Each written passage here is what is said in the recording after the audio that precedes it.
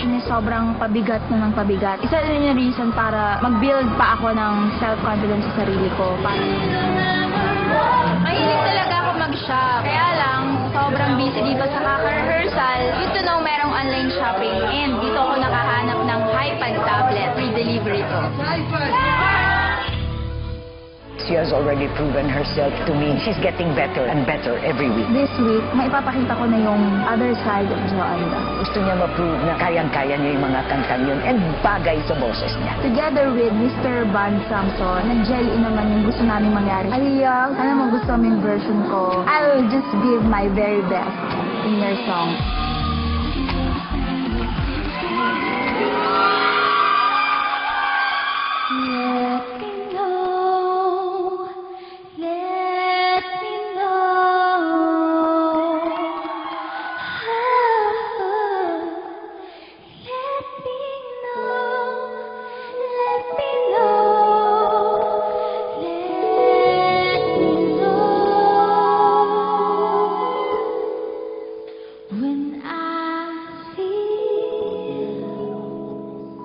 What I feel,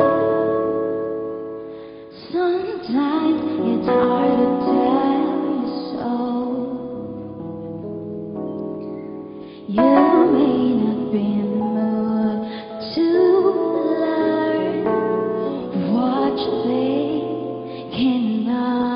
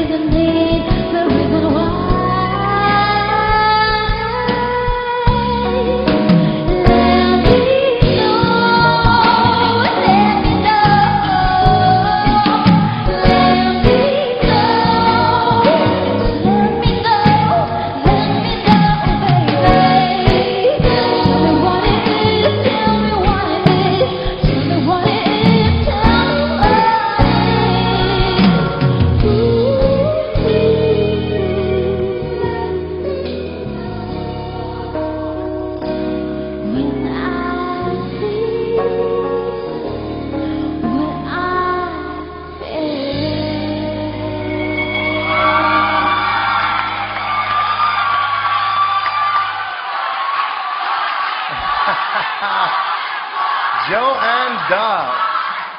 That was so nice. Alam mo, akala ng tao na mas maganda yung boses, yung mas bagay yung boses mo sa mga CD, sa mga recordings lang. Because I don't think they've ever really heard just your voice. Dito sa song that you chose, dinig talaga yung quality ng boses ni Joanne. For me, Joanne, the best is yet to come. Thank you po, sir. Dun sa mga performances mo, lagi mong sinasabi, next week, abangan nyo, meron pa akong ipapakitang bago. Pero ngayon, ang ginawa mo, bumalik ka sa dati, which for me, na-miss ko rin, na yung boses, yung marinig ko yung boses, yung Joanne, yung boses ng Joanne na ginawa siyang deserving para umapak dito sa X Factor stage. Dun sa kanta, hindi ko lang alam kung yung kanta makikilala ng lahat, no? But it certainly, you did a very good job with that song. Gusto ko pang marinig ang boses na yan.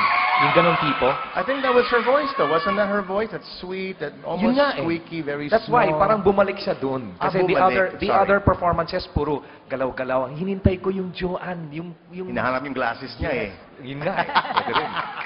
Naalis na rin. Ako, for me, nung sinabi ni Tito Gary na, tama si Tito Gary na, medyo hindi maraming tao yung may alam nung kanta. Pero you know what's good about it? the way you performed it, it's unforgettable. Yeah. Thank you, thank you.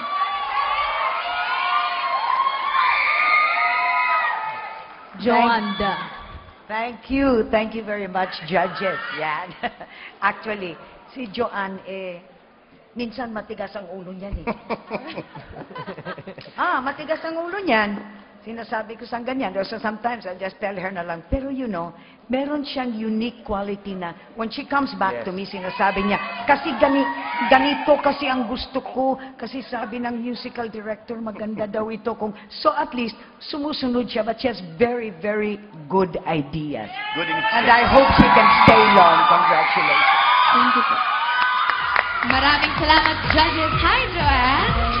Mga kapamilya, kung gusto niyong iboto, si Joanne at XM Space Joan at konting-konti hintay na lang, guys, at maaari na kayong bumoto. Maraming salamat, Joanne!